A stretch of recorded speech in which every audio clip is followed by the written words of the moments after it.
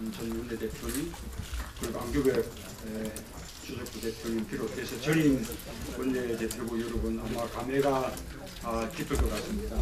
아주 어려운 상황에서 원내대표부의 바톤을 넘겨받고 어제 이게 끝나는 날 늦은 밤까지 수고 많으셨습니다.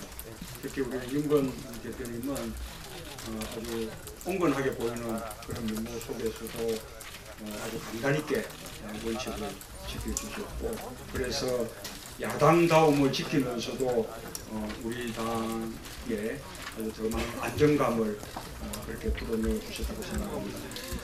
우리 그 수고하신 우리 전임 원내대표부에 다 함께 우리 박수 한번 부탁드립니다.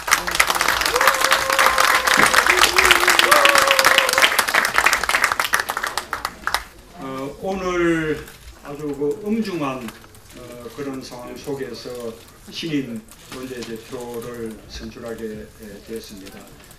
새로 구성되는 원내대표부는 우리 안으로는 재보선 패배로 어려워진 우리 당을 좀 추스리고, 또 밖으로는 여야 합의를 헌신짝처럼 내팽개친 여당을 상대로 공무원연금 개혁과 공적연금 강화라는 사회적 대타협을 살려내고 또 의회민주주의를 지켜내야 하는 그런 아주 막중한 임무가 있는 것 같습니다.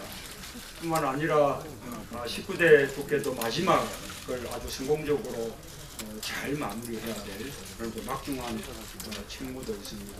그래서 신임 원내 대표부는 우리 당을 더 혁신하고, 우리 당을 더 단합시키고, 또 우리 당을 더 유능한 정책 정당, 주권 정당으로 국민들로부터 신뢰받는 그런 정당으로 만들어내고, 그렇게 다음 총선을 준비해서 비틀고 다음 총선의 승리를 일궈내야 하는 그런 책무가 있는 것 같습니다.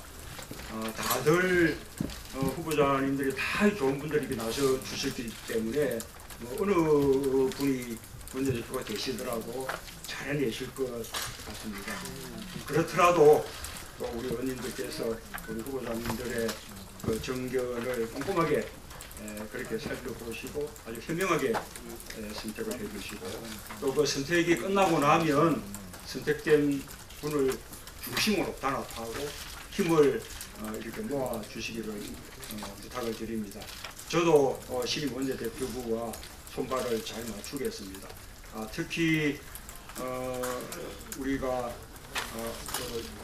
6월 임시국회 소집 요구를 한 상태입니다만, 신임 원내대표가 구성되는 대로 긴급대책회의를 열어서 우리 행 상태의 국회에 대한 대책들을 강구해 나가겠습니다. 자, 오늘 보람 있는 시간 되시기 바랍니다. 우리 부모님들 파이팅입니다. 고맙습니다. 격려의 박수 맞이해주시기 바랍니다. 어저께 인사말 다 드렸습니다. 어저께 한 걸로 가름을 하고요. 조용히 물러나야죠. 어저께 임무 완수를 못해서 죄송하다는 말씀을 드리고, 요청해서 하실 말씀이 많았을 겁니다. 매번 그때마다 참아주신 우리 선배 동료 의원들께 이 자리를 빌어서 다시 한번 진심으로 감사드리고, 후임에 든든한 5분들이 계시기 때문에 저보다 더 크게 당을 이끌어 나가실 걸로 기대합니다. 여태까지 도와주신 우리 선배 동료 의원 여러분께, 언론인 여러분께 진심으로 감사드립니다. 고맙습니다. 서른 후보자께서 정견 발표를 해주시겠습니다. 네, 서른입니다. 여러분이 국민의 대표시기 때문에 국민께 드리는 심정으로 큰 절로 인사 올리도록 하겠습니다.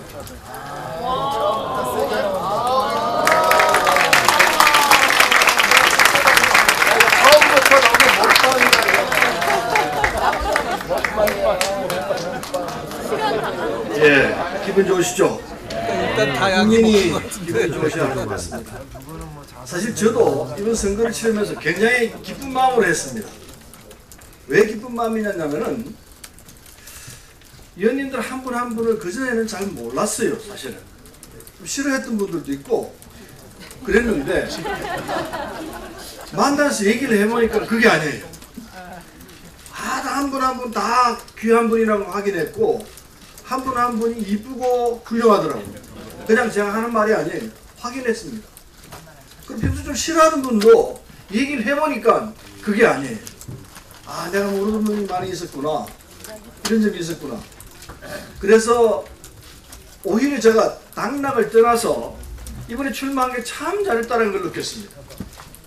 참 좋은 분들을 확실히 알게 됐구나. 우리 당이 되겠구나. 보석 같은 존재들이 가득 차 있구나. 이런 걸 느꼈습니다. 근데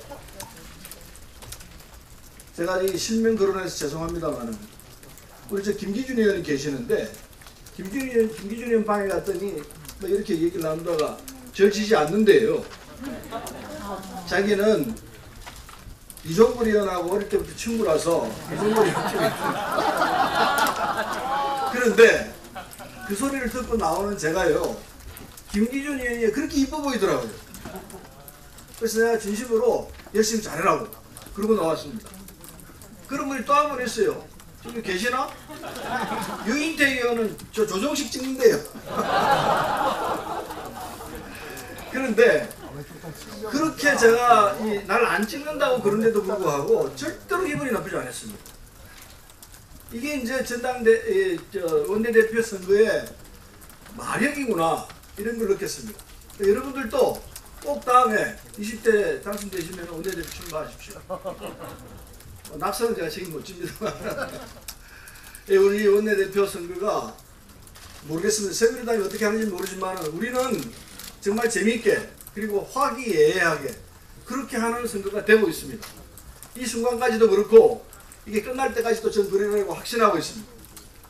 그런 전적으로 여기 계신 5분의 우리 후보들과 무엇보다도 여러분들이 당에 대한 신뢰와 상대에 대한 포용, 안아줌 이게 있음으로 해서 가능한 거 아닌가 생각합니다.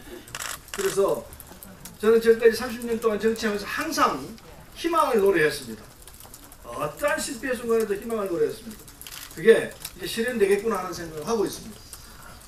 그래서 우리가 제가 원내대표를 되면 어떻게 할 거냐는 문제를 놓고 생각할 때 제일 처음 생각한 게 이게 좁은 국내 정치에 한정될 것이냐, 이게 언제 우리가 통일을 하고 언제 세계 문제로 나가겠느냐 이런 생각을 했습니다. 그러면서 이 방향을 좀 턴할 필요가 있다 이런 생각을 갖고 제가 여러분께 말씀드리겠습니다. 제가 원내대표가 된다면은 저는 여러분 130명 우리 당 의원들과 함께 힘을 합쳐서 남북에 경의선 철도를 연결하도록 하겠습니다. 뭔 뜬금없는 소리냐고 하실지 모르겠습니다만은 사실 전 작년 연말부터 이 문제를 가지고 북측과 얘기를 하고 있었습니다. 물론 통일부도 얘기를 했습니다. 저는 북측에게 적당한 시간이 될 때까지 황행이 날 때까지 좀 기다려달라 이렇게 요청했습니다. 제가 원내대표가 된다면은 그 일을 할 수 있는 상황에 들어갈 것이라고 생각합니다. 저는 저와 함께 논의를 하고 있는 민평연에서 이 문제를 보고를 했고, 그리고 민평연에서는 제 얘기를 듣고 절대로 민평연 내에 평화통일위원장을 주었습니다. 적극적으로 이 문제를 해결하라고 명을 받았기 때문에 저는 오늘 여러분께 말씀을 드리고, 제가 원내대표가 된다면은 남북의 경의선 철도 연결하는 문제를 적극적으로 해내겠다라는 말씀을 드리겠습니다. 박수 쳐도 안 됩니까? 실현 가능성 저는 얼마든지 있다 생각합니다. 통일부와 청와대를 설득해서 북측을 설득해서 이 문제를 해결하도록 하겠습니다. 우리가 적어도 북측과의 교섭에서는 훨씬 우위에 있다는 걸 국민들은 아실 겁니다. 김대중 노무현 두 분이 10년 동안 이루는 우리 업적이 있기 때문에 그걸 해낼 수 있는 역량과 조건을 다 갖추고 있다는 것을 알고 있을 것입니다. 그래서 북측에서 저를 지명해서 이 문제를 해결하자고 연락이 왔고 제가 지금 임하고 있는 사유입니다. 제가 단 원내대표가 된다면은 틀림없이 이 문제를 적극적으로 해결해서 여러분과 함께 이 경의선 문제를 해결할 수 있을 것이라는 것을 말씀드리는 바입니다. 아까 말씀드렸듯이 우리는 한 사람 한 사람이 다 보석입니다. 빛나는 보석입니다. 그래서 제가 이번에 쭉 다니면서 확인했습니다. 틀림없는 보석입니다. 그런데 우리말에 구슬이 서말이라도 껴야 도배라는 말이 있습니다. 이걸 깨야 합니다. 130명을 제대로 연결하고 적재적소에 배치하기만 한다면 정말 세계적 명품이 탄생할 것이라고 저는 확신하고 있습니다. 우리 그걸 해내야 합니다. 그게 된다면 다가오는 총선에서 이번에 우리 패배를 씻은 듯이 씻어내고 틀림없이 새누리당을 압도할 수 있을 것이라고 생각합니다. 우리가 우리를 잘 연결하고 우리를 적재적소에 배치해야 합니다. 우리 지도부와 우리 130명이 다 힘을 합친다면 틀림없이 여기 있는 모든 의원들이 20대 함께 하실 것이라 확실합니다. 그걸 해냅시다. 첫째는 그겁니다. 내년 선거에서 승리할 수 있는 비결은 복잡하지 않습니다. 아주 간단합니다. 우리가 하나가 될 때, 구슬 서말로 하나로 깰 때 그 승리는 확실해집니다. 우리는 수권 능력을 갖고 있습니다. 우리 집권도 해봤고 10년간 집권했었습니다. 정책 생산 능력, 지난번 정책 엑스포를 해보고 제가 느낀 바입니다. 아, 이런 능력을 우리가 가지고 있구나. 이걸 확장하자. 이걸 제대로 해내자. 더 많은 사람 참석하게 하자. 우리가 갖고 있는 정책 능력을 대선포하고 이걸 알린다면 얼마든지 국민들은 우리를 반길 것이고 수권정당이 되어 있다는 사실을 국민들에게 이해시킬 수 있을 것이라 생각합니다. 우리에게는 이제 기운도 있고 희망도 있고 할 능력이 가득 차 있습니다. 단 하나로 하십시오. 하나로 뭉쳐야 한다는 사실이 참으로 새삼스러우면서도 지금 뚜렷이 부각되는 우리의 전제인 것 같습니다. 130명과 우리 지도부 다 하나가 돼서 이 난국을 돌파해야 한다 생각합니다. 이제 구체적인 얘기는 지금 10분 가지고는 다 못할 것 같습니다. 2분 남았는데 저는 제가 원내대표가 된다면은 130명 특히 초선 재선의원들이 당에 대한 사정을 정확히 알아야 합니다. 그렇기 때문에 초선 재선의원 특히 초선의원들 중심으로 해서 최고회의에 의무적으로 보시게끔 방청하셔서 발언하시게끔 하는 장치를 해야 한다고 생각합니다. 우리 초선 재선의원님들은 당 돌아가는 사정에 대해서 잘 모를 수 있습니다. 아시는 분도 계시지만 잘 모르는 분들이 계시기 때문에 최고회의가 어떻게 진행되고 있고 어떤 논의를 하고 있고 어떻게 토론하고 있는지 결정을 어떻게 하는지 몸으로 느끼고 보고 하기 위해서는 1년에 한 2번 정도는 의무적으로 최고회의에 참석하셔서 발언하시고 그 상황을 지켜보게 해야 한다는 생각이 들었습니다. 그래서 한 분 한 분을 1일 원내대표를 모셔야 되겠다 이런 생각을 하게 됐습니다. 저게 그냥 하는 소리냐 정말 1년 360일 계속 할 생각이냐 저는 계속 하려고 합니다. 여러분들이 특히 초선의원, 재선의원 여러분들이 원내대표가 되셔가지고 적어도 하루는 원내대표 되신 심정으로 최고위원회 참석해서 우리 당 돌아가는 사정을 정확히 보시고 판단하시고 참여하시고 함께 하셔야 한다고 생각합니다. 이것이 제가 해야 할 일이라고 생각합니다. 또 하나 정책진당으로 우리를 더 높여야 합니다. 우리가 지난번에 아까 말씀했습니다만 정책 엑스포에서 우리 능력을 대회 10분 드러냈습니다. 이 능력을 좀 더 배가시켜야 합니다. 더 심도 있게 정책 엑스포의 이 방향을 잡아주고 함께 더 참여하게 하고 더 많은 분들이 정책 엑스포에 참여하게 해서 이 상황을 우리가 돌파할 수 있도록 해야 한다고 생각합니다. 특히 우리 민병도, 김영익 두 분이 참 수고하셨는데 이런 인재들을 우리가 계속해서 일을 하실 수 있게 해내는 역량과 협조가 있어야 될 것으로 생각합니다. 이제 시간이 다 됐습니다. 부탁하겠습니다. 제가 해내겠습니다. 여러분 도와주십시오. 이종걸 후보자의 정견 발표가 있겠습니다. 예, 선배 동료연 여러분, 이종걸입니다. 우리 소련 선배님의 경륜과 유머를 잘 들었습니다. 그래서 저는 좀 절박한 심정으로 왔습니다. 저는 여러분 3번째 여기서 만납니다. 참수생입니다. 이번이 마지막이라는 각오입니다. 열심히 뛰었습니다. 전국 방방곡곡 5,200km 달렸습니다. 저와의 싸움이기도 했습니다. 연락이 되지 않아서 차 안에서 날을 새면서 조바심을 하다가 새벽에 만나주신 의원님 정말 감사드립니다. 고견과 의견을 많이 들었습니다. 꼭 참고하겠습니다. 우리 당 절체절명의 위기 상황 아닙니까? 우리는 4월 재보궐선거에서 완패했습니다. 의원님도 얼마나 열심히 하셨습니까? 저도 목이 쉬도록 다녔습니다만 패배를 뒤엎지 못했습니다.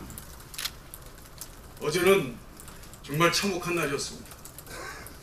제가 국회 15년 가까이 있었던 돌이켜봐도 정말 이런 분노가 치오르는 날은 없었습니다. 아침 일찍 세월호 가족들에게 거슬른 시행령 발효돼 버렸습니다. 박종철 죽음을 제대로 수사하지 못한 박상욱 대법관 후보자 한나라당 국회의장이 직권상정해서 통과시켜버렸습니다. 여러분, 특위위원들이 땀 흘려서 만든 공무원 연금 개혁안 합의가 어떻게 됐습니까? 일으킨 새누리당에 의해서 휴지처럼 파기돼 버렸습니다. 새누리당과 박근혜 정부가 보내준 이 오만한 행태는 우리 야당 무시를 넘어서 의회 민주주의를 깨부시고 국민을 기만하는 것이라고 생각했습니다. 어제 저녁 늦게 국회의사당을 내려오시는 많은 의원님들 뒷모습을 보고 정말 가슴이 찢어졌습니다. 밤잠 못 이뤘습니다. 사선이 되는 제가 이렇게 어려운 당에 도움도 제대로 못하고 제 스스로가 너무 미웠습니다. 선배 동료 여러분, 그러나 우리가 이렇게 이대로 주저앉을 수는 없지 않습니까? 당원 동지들, 우리를 믿어준 지자들, 우리를 질책하면서도 애정이 있는 국민들을 생각해서는 다시 일어서야 된다고 생각합니다. 투쟁과 화합만이 이 위기를 극복할 수 있다고 생각합니다. 제가 앞장서겠습니다. 해야 투쟁의 선봉이 되겠습니다. 저는 이제까지 옳다고 판단되는 것이라면 가리지 않고 끝까지 싸워서 이겼습니다. 박근혜 대통령과도 각을 세워봤습니다. 거대 언론의 횡포에 맞서 3년 넘게 법정 싸움에서 끝내 이겼습니다. 이명박 정부 때 민간 사찰까지 당했습니다. 그러나 저를 트집 잡아 없었던 하나도 흠을 잡을 수 없었던 것 같습니다. 뚝심과 배짱으로 권력과 거대 언론과 싸워 이겼습니다. 이제 박근혜 정부와 새누리당과 싸워서 이기겠습니다. 특위위원들께서 이뤄낸 이런 소중한 합의를 끝까지 지켜내서 공무원 연금 개혁, 공적 연금 강화를 반드시 이어 달리기 지켜내겠습니다. 광복 70년입니다. 일본의 오만함에 아무 소리도 못 내는 박근혜 정부의 이 외교 무능, 안보 무능을 저는 철저히 질타하겠습니다. 연말정산, 누리교육과정 예산, 상가 임대차 보호법, 줄줄이 많은 민생 현안들 빨리 꼭 처리하겠습니다. 그래서 문재인 대표님 눈 감고 계시는데 너무 앞장서서 싸우시느라고 힘드신 것 같습니다. 제가 대표님과 호흡을 잘 맞춰서 항상 제가 더 앞장서서 대표님의 어깨가 가벼워지도록 하겠습니다. 둘째로는 당과 의원님들을 제가 꼭 지켜내겠습니다. 지금 새누리당 박근혜 정부는 대대적인 기획사정을 예고하고 있지 않습니까? 저는 그 태풍의 전우를 느끼는 터입니다. 이 정권은 성완종 사건, 방산비리, 자원비리, 이 비리의 주범 아닙니까? 그러면서도 선거 승리라는 호재를 틈타서 우리 당과 의원들을 향해서 칼날을 들이대려고 하고 있습니다. 박근혜 정권의 의도는 파탄 정부의 실정을 눈가림하고 1년 남은 총선을 승리해보려고 하는 날팍한 수 아니겠습니까? 우리는 벌써 정치검찰 사정에 많이 노출되어 있습니다. 많은 의원님들이 재판에 불려다니고 있습니다. 구속되기도 하고 몸을 건 목숨을 건 단식 투쟁도 합니다. 원내대표님 또 당대표 총리까지 지내신 분이 외로운 법정 투쟁하고 계십니다. 예고되는 이 대대적인 사정 강풍은 이와 차원이 다를 거라고 생각합니다. 전면전일까라고 생각합니다. 막아야 합니다. 제가 막겠습니다. 저들이 트집 잡을 거는 저는 하나도 없다고 생각합니다. 온몸으로 제가 막겠습니다. 뚝심과 배짱으로 막아내서 야당 탄압을 지켜 맞서 싸워내겠습니다. 당내 화합과 단결의 중심에 제가 쓰겠습니다. 우리 당의 이번에 패배 원인은 뭐겠습니까? 하나같이 다 말씀하십니다. 분열입니다. 야권 분열, 당내 분열, 이 분열이 지지층에 등을 돌리게 했습니다. 호남을 가슴 아프게 했습니다. 이제 화합으로, 통합으로 우리 스스로 단결해야 합니다. 제가 당의 화합과 통합의 적임자라고 감히 말씀드리면 박수 한번 주십시오.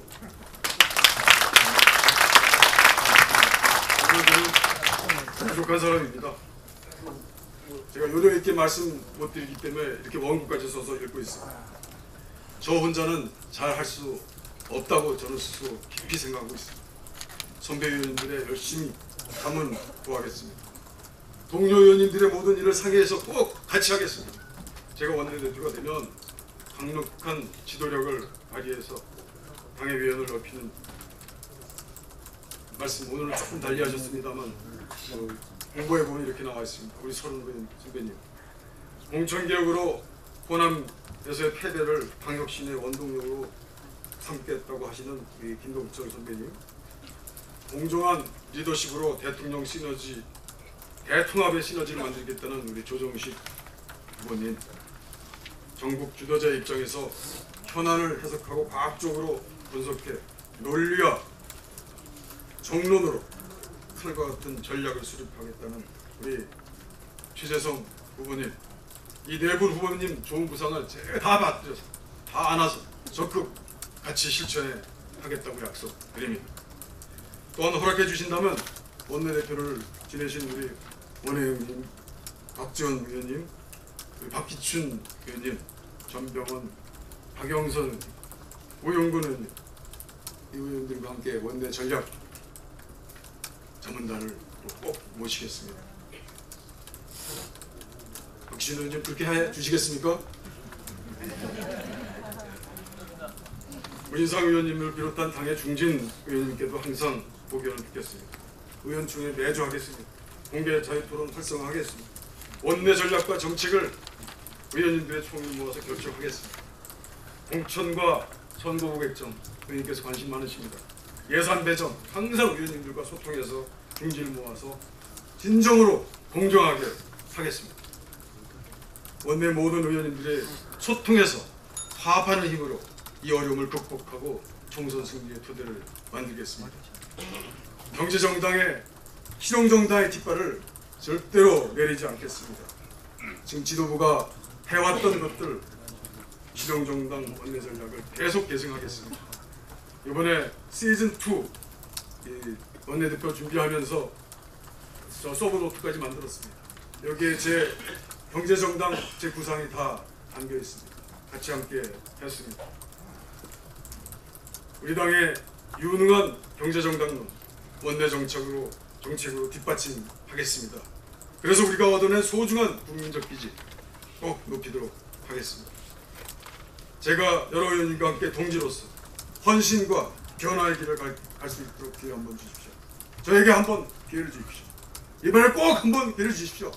꼭 하겠습니다. 한번 기회를 꼭 주시기 바랍니다. 감사합니다. 감사합니다. 최재성 후보자님께서 정견 발표해 주시겠습니다. 감사드리겠습니다. 기호 1번 최재성 후보입니다. 이기고 싶습니다. 패배에 익숙함을 던져버리고 싶습니다. 여러분들과 함께 이겨야 합니다.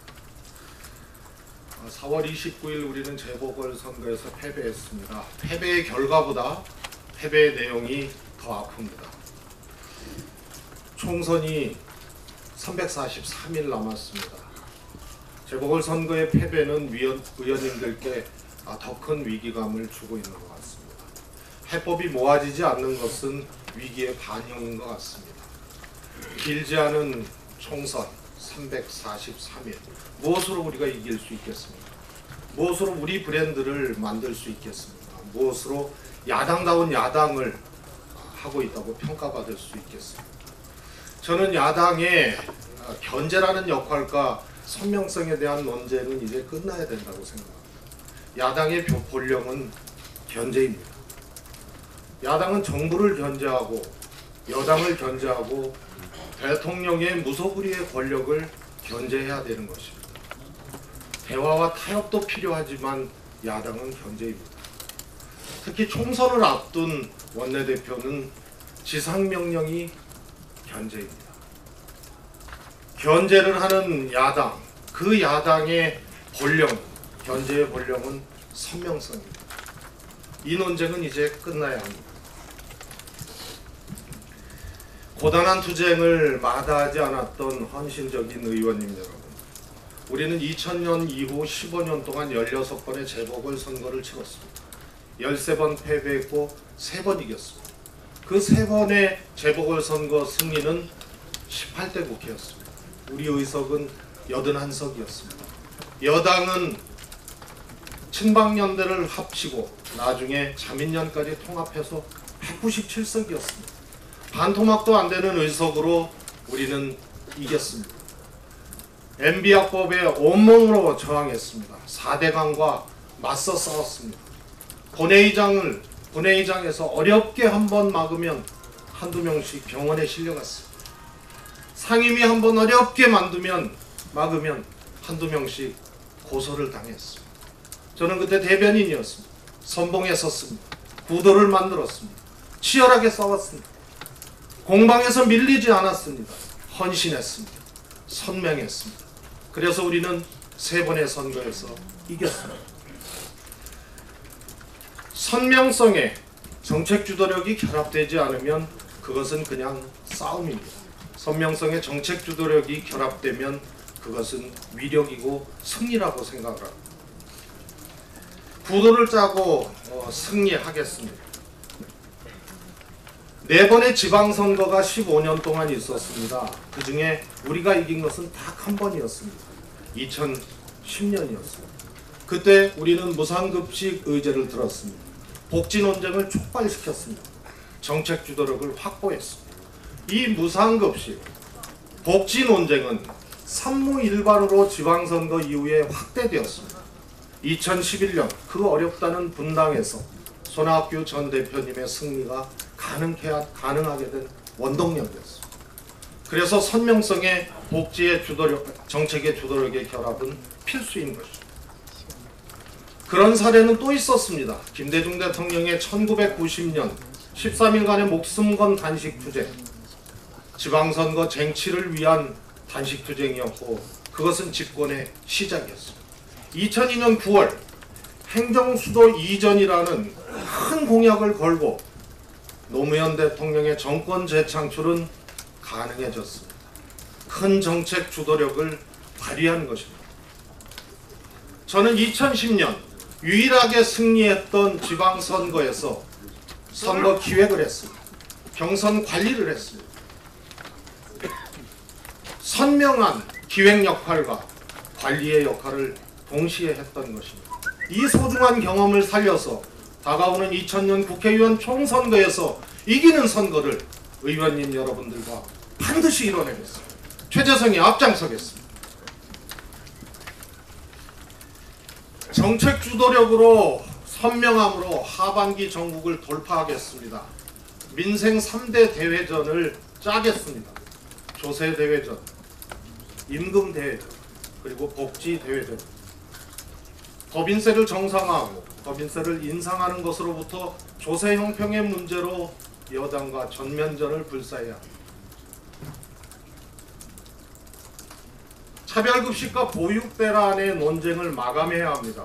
공적연금의 사회적 합의를 주도하겠습니다. 정책 주도력으로 승리하도록 하겠습니다. 비정규직 문제를 해결하는 정당, 최저임금을 인상하는 정당, 자영업자와 함께하는 정당이 되겠습니다. 임금 대회전, 조세 대회전, 그리고 복지 대회전으로 하반기 전국을 주도하겠습니다. 우리가 지면 국민의 눈에서 피눈물이 납니다. 국민의 삶과 함께 해온 의원님입니다. 제가 이번에 원내대표 선거 출마를 하면서 출마 선언문을 준비하면서 여러 의원님들의 의견을 들었습니다. 가슴에 와닿는 말이 있었습니다. 우리 집권의 절실함은 죽고 사는 문제입니다. 우리가 지면 정치가 죽고 미래가 죽고 민족의 통일과 통합, 번영이 불가능하기 때문에 절실한 것입니다. 이렇게 얘기를 했습니다. 세월호 참사를 해결하지 못한 정당입니다. 730 재보궐선거 패배로 세월호 특별법은 한계를 노정해버렸습니다. 4.29 재보궐선거 패배로 세월호 시행령은 무사 통과를 허용했습니다. 패배는 국민들의 삶을 고단하게 합니다. 경상남도 학생이 가난이 증명되는 것이 싫다고 저녁밥 안 먹을 테니 무상급식 저녁밥 안 먹을 테니 급식비를 내달라고 엄마에게 얘기했어요. 홍준표 지사의 그 5만 원은 어디서 비롯됩니까? 그렇게 해도 자신들은 이길 수 있다는 자신감과 경험 때문에 그렇습니다. 우리들의 패배는 국민들의 고단한 삶을 만들어 옵니다.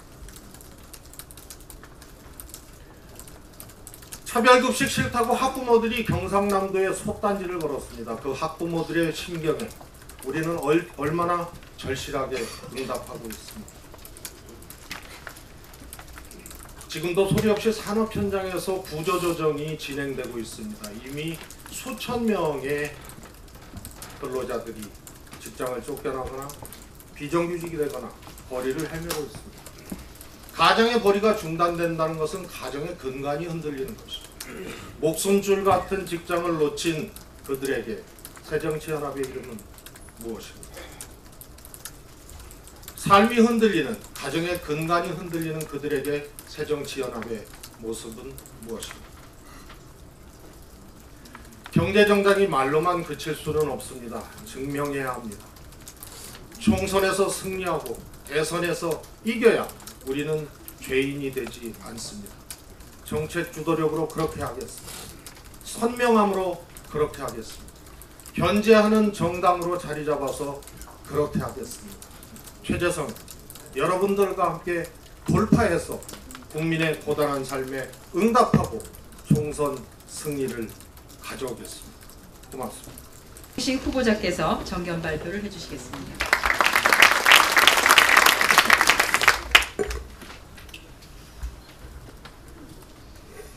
네, 존경하는 그 선배 동료분 여러분, 네, 기호 4번 조정식입니다. 요즘 마음이 많이 무겁습니다. 어제 5월 6일 우리 대한민국의 민주주의가 유린당했습니다. 어제 하루는 우리 국민에게나 또 우리 당에게나 모두 참담한 참 심정을 갖게 하는 하루였습니다. 정부와 유가족이 우리 당이 반대하던 세월호 특별법 시행령을 강행 처리했습니다. 그리고 또 국회에서는 박종철 고문치사 사건을 축소 은폐했던 박상욱 대법관 어제 날치기 처리됐습니다. 그리고 대통령의 말 한마디로 지난 수개월간 사회적 합의를 힘겹게 해서 합의시킨 공무원연금 개혁안을 일방적으로 파기해버렸습니다. 어제 사태는 권력 내부적으로 보면 새누리당의 비박 세력이 공적연금개혁 쿠데타를 하려다가 친박과 청와대에게 제압당한 날입니다. 그리고 새누리당이 박근혜 대통령과 청와대의 거수기라는 것을 만천하에 다시 드러내는 날입니다. 정치는 그 기본이 신뢰이고 약속을 지키는 거라고 생각합니다.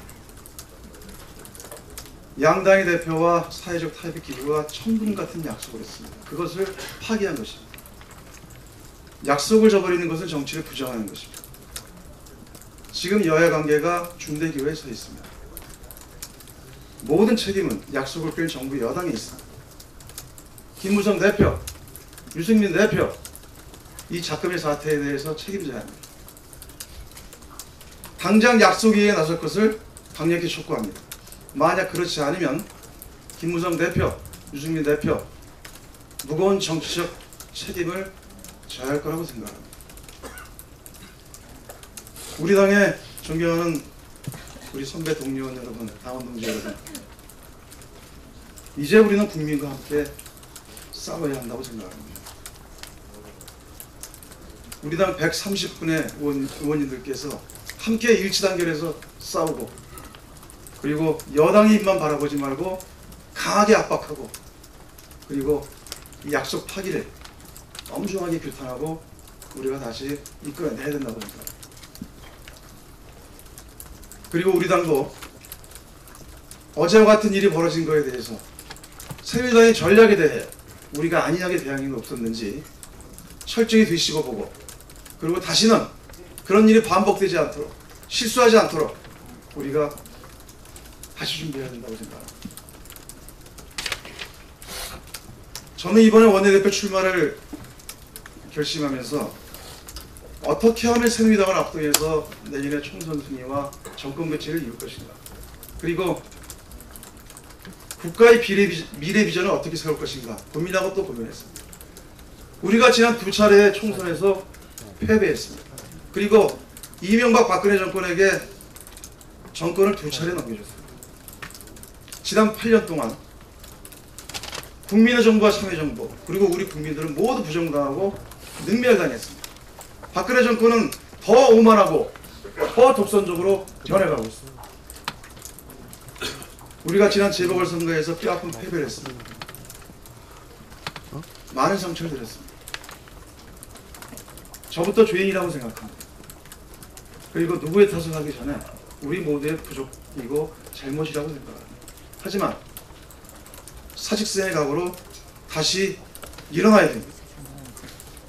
저는 앞으로 1년 뒤에 다가올 총선에서 반드시 승리하고자 이번 원내대표에 출마했습니다. 꼭 이기고 싶습니다. 그렇게 해서 우리가 내년 총선에 승리해서 새누리당 정권 10년을 끝장내고 싶습니다. 지금 당이 많이 어렵습니다. 호남 민심도 그렇고 야권 재편으로 이런저런 걱정이 있습니다. 사실 총선을 앞두고 항상 야권 재편 문제가 등장했습니다. 저도 한 20여 년 정치권 경험을 해보니까요, 보통 한 3번의 고비가 있고 그때마다 야권이 출동입니다. 이번 같은 경우는 재보궐선거가 있어서 좀 더 앞당겨진 것 같습니다. 그리고 또 이번 원내대표 선출을 앞두고 또 이런저런 또 뭐 대결 구도다 뭐다 하면서 또 일부 언론에서 친노니 비노니, 호남이니 비호남이니 또 그런 얘기들도 나오고 있는 것 같아요. 우리 선배 동료원 여러분, 오늘 제가 홍보물을 어떻게 만들까 하다가 앞에다가 두 분, 우리 노무현 김대중 대통령 두 분의 사진을 주셨습니다. 두 분께서 뭐라고 생각하실까? 하나가 되라! 하나가 돼서 강한 야당, 대한야당 만들어서 총선 승리하고 정권 교체해라. 아마 이러지 않으실까 싶습니다. 저는 우리 당을 통합하는 원내대표가 되겠습니다. 우리는 지난 1년 전에 비대위를 경험한 바가 있습니다. 당시 제가 비대위 사무총장을 했는데 우리 당의 지지도가 13%까지 떨어졌어요. 우리가 내부에서 흔들리면 국민은 절대로 우리를 신뢰하지 않습니다. 외면합니다. 그러다가 당시 박영선 전 대표께서 크게 결단해 주시고 문희상 위원장을 비롯한 우리 당의 지도자들께서 함께 헌신해 주셔서 당이 안정됐습니다. 그리고 지지도가 30%까지 올랐습니다. 저도 사무총장으로서 당의 통합과 안정에 열심히 했습니다. 물론 부족한 것도 있었습니다. 당시 제가 조강특위를 하면서 강동원 의원님께 참 많이 송구했습니다. 저는 계파가 없습니다. 누구보다 계파의 한계를 넘어 당을 하나로 단합시키는 일에 적임자라고 생각합니다. 제 이름이 조정식입니다. 그래서 공정하게 저는 당을 통합해낸 저는 적임자라고 생각합니다. 그리고 그렇게 꼭 만들겠습니다. 저는 내년 총선을 앞두고 승리하는 원내대표를 꼭 하고 싶습니다. 지난번 우리가 19대 총선에서 전국 격전지에서 5% 이내의 승부처가 있었습니다. 우리가 18곳에서 승리하고 안타깝게도 22곳에서 패배했습니다. 저는 총선 승리를 위해 선명하게 투쟁하고 선명하게 협상하겠습니다. 우선 우리 당의 가치 지켜내기 위해서 독하게 싸웠습니다. 제가 18대 국회에서 우리 당 의원들이 81명일 때 제가 원내대표에 됐습니다. 그때 지금 이 자리에 있는 강기정 의원, 추진성 의원 이런 등등의 의원님들과 함께 국회 사상 최장기 농성을 이끌었습니다. 그리고 의장 단상에 MB학번 맡기 위해서 뛰쳐 올라갔습니다. 지금 몇몇 의원님들께서 제가 좀 온순해 보이신다고 합니다. 그래. 그런데 사실 저도 강한 남자입니다. 그거 미워하는 그 말이. 제가 80년대 학생운동을 거쳐서 4년 동안 노동 현장에서 프레스 공부를 했습니다. 그리고 92년도에 세상을 바꾸기 위해서는 권력을 바꿔야 될 일념으로 정치권에 들어왔습니다. 저는 우리 사회는 진보해야 된다고 믿습니다. 그리고 한반도 평화와 지역주의를 뛰어넘어야 합니다. 사회적 약자의 눈물을 닦아주고 노동의 가치를 존중해야 합니다. 그리고 부패한 대한민국을 끝장내고 정의로운 대한민국을 우리가 건설해야 됩니다. 저는 그렇게 싸울 것입니다. 앞으로도 싸울 것입니다. 의원님들과 함께 싸울 것입니다.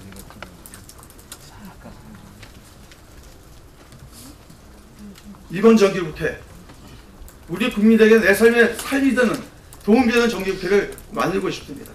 그렇게 해서 우리가 2%의 벽을 넘겠습니다. 존경하는 선후배 동료원 여러분, 내년 총선 당의 위기 상황 돌파하겠습니다. 저 조정식 도와주십시오. 고맙습니다. 김동철 후보자께서 정견 발표를 해주시겠습니다. 네, 선거운동 과정에서 의원님들께 최대한 불편을 끼치지 않아드리려고 노력했습니다. 그래서 철저하게 시간을 내주실 때 뵀었습니다. 그랬더니 막판에 몇 분은 결국 못 뵀었습니다. 그래서 본회의장에서 의총장에서 대신할 수밖에 없었습니다. 이제는 소록스럽게 생각합니다. 의원님 여러분, 내년 총선에서 우리 의원님들께서는 선거운동 하실 때 몇 번 찍으라고 하시겠습니까? 당연히 2번이시겠죠. 예.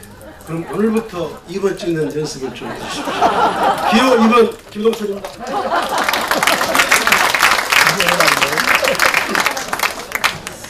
언론에서 개부 분석을 한 거 보니까 저 김동철에 대해서 어떤 언론은 김한길계다, 손학규계다. 아니, 손학규계는 조정식 의원이고 김동철은 그냥 손학규 대표 비서실장이다, 비주류다, 비노다. 여러분, 뭐가 맞습니까? 저는 정세균 원내대표 시절에 부대표를 지냈고 문희상 비대위원장을 모시고 비대위원도 지냈었는데 제 정체성은 뭔지 저도 헷갈립니다 이게. 네, 당 대표께서 천노 비노를 뛰어넘는 대탕평을 천명하셨습니다. 그런데 대탕평은 비단 당 대표만이 할 일은 아니라고 생각합니다. 130명 의원님들 모두가 대탕평의 의지를 가지고 대탕평을 얘기하고 실천해야 당의 화학적 결합이 이루어진다고 생각하는데 우리 의원님들 동의해 주시겠습니까? 네, 선배 동료 의원 여러분, 어제 우리는 소수당으로서의 한계를 톡톡히 겪었습니다. 이유는 하나, 우리가 재보궐선거에서 졌기 때문입니다. 새누리당이 선거에서 이겼기 때문에 국민을 나중이었고 우리는 무시당했습니다. 우리가 왜 선거에서 졌습니까? 무엇보다도 당의 심장이라는 원함이 뿌리째 흔들렸기 때문입니다. 원함은 우리 당이 앞으로도 계속해서 패배할 것이라는 그런 불신과 불안감에 휩싸여 있습니다. 우리에게 승리에 대한 절박감이 있습니까? 그러기 위해서는 혁신해야 합니다. 혁신하지 않고 이길 수 없습니다. 혁신하지 않고 수권 대한정당 결코 될 수 없습니다. 원내대표가 되면 제가 제일 먼저 호남에서 매를 맞겠습니다. 수도권의 호남 출신 오피니언 리더들을 만나서 호소하겠습니다. 국민이 오케이 할 때까지 혁신하겠다고. 선배, 동료 의원 여러분, 지금 우리가 패배의 충격에 휩싸여 있지만, 그리고 지금 이대로는 결코 안 되지만, 지금 새정치민주연합의 모습 또한 어느 날 갑자기 저절로 만들어지지는 않았습니다. 먼저 작년 3월 김한길, 안철수 두 대표의 통합의 결단이 없었다면 지금 우리 당이 어떤 모습이겠습니까? 박영선 대표께서 참으로 어려운 세월호 특별법 국면에서 당을 맡으셨고, 윤희상 대표께서는 어려운 국면에서 당을 안정적으로 이끄셨습니다. 우윤근 원내 지도부는 모든 원내 현안을 공론화를 통해서 풀어나갔습니다. 그리고 문재인 대표 체제 이후 국민 대통합, 당내 대탕평, 그리고 유능한 경제 정당론, 이 모든 노력이 당 지지율을 30%대로 안착시켰다고 생각합니다. 유능한 경제 정당, 옳은 방향입니다. 국민의 최대 관심사가 민생과 경제이기 때문에 그렇습니다. 여야는 이제 민생과 경제를 놓고 국민 앞에서 누가 더 유능한가 실력으로 보여줘야 합니다. 경제에 대한 제대로 된 진단과 정확한 처분, 거기에서 실력이 드러날 것입니다. 총론에서도 이기고 강론에서도 이겨야 합니다.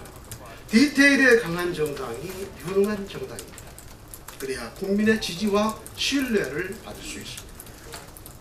선배, 동료 의원 여러분, 의원 여러분께서는 한국 경제의 근본적이고 구조적인 문제가 무엇이라고 생각하십니까?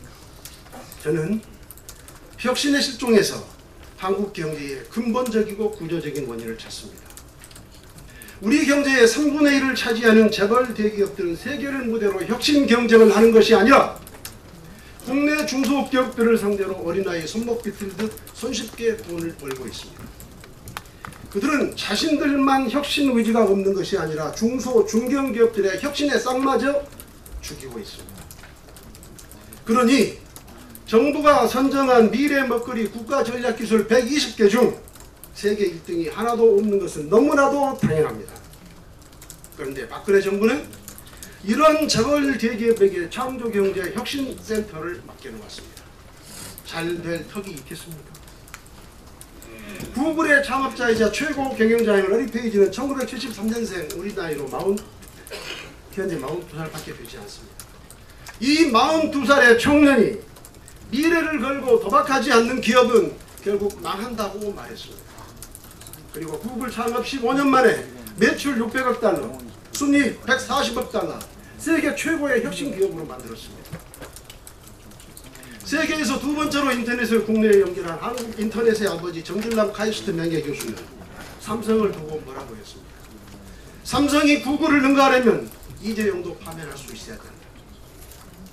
재벌 대기업이 혁신하게 하는 방법은 중소기업을 상대로 한 불법, 탈법, 불공정 행위를 원천적으로 봉쇄하는 것입니다. 그것이 경제민주화하고 재벌개혁입니다. 따라서 경제민주화 재벌개혁은 재벌을 적으로 삼는 것이 아닙니다. 재벌의 혁신을 통해서 재벌의 세계적 경쟁력을 회복시키기 위해서 반드시 필요한 것입니다. 그때 한국 경제의 미래가 있을 것입니다. 존경하는 선배 동행관 여러분, 원내대표가 스스로 돋보이고자 해서는 안 됩니다. 원내대표는 당을 위해서, 소속 의원을 위해서, 당대표와 대선 주자군을 위해서 자신을 던져야 하는 자리라고 저는 생각합니다. 그런 각오로 일하겠습니다. 우리 당 의원님들 개별적인 역량은 새누리당을 압도합니다. 다만 팀으로서의 당, 브랜드로서의 새정치민주연합이 시너지를 내지 못하는 것이 문제입니다. 자기들끼리 싸운다는 인식을 국민들에게 강하게 심어놓았습니다. 용광로 정당을 만들어 다양성을 하나의 꽃으로 승화시켜 나가겠습니다. 존경하는 선배 동료 의원 여러분, 원내대표는 일방적으로 끌고 가는 야전사령관이 결코 돼서는 안 됩니다. 명품 연주자들 한 분 한 분의 실력이 빛나게 만드는 조율사에 차려야 합니다. 아름다운 하모니를 만들어내는 원내조율사, 저는 그런 원내대표가 되고 싶습니다. 문제는 현장에 있고 답은 소통에 있습니다. 130명의 의원님들이 오랫동안 대화하고 소통하면서 집단 지성을 발현해내는 일, 그것이 바로 소통의 리더십입니다. 화합의 리더십입니다. 강한 리더십입니다. 이기는 리더십입니다. 뿌리부터 강한 정당, 디테일에 강한 명품 정당, 화합하고 소통하는 정당을 만들어서 응답하겠습니다. 감사합니다.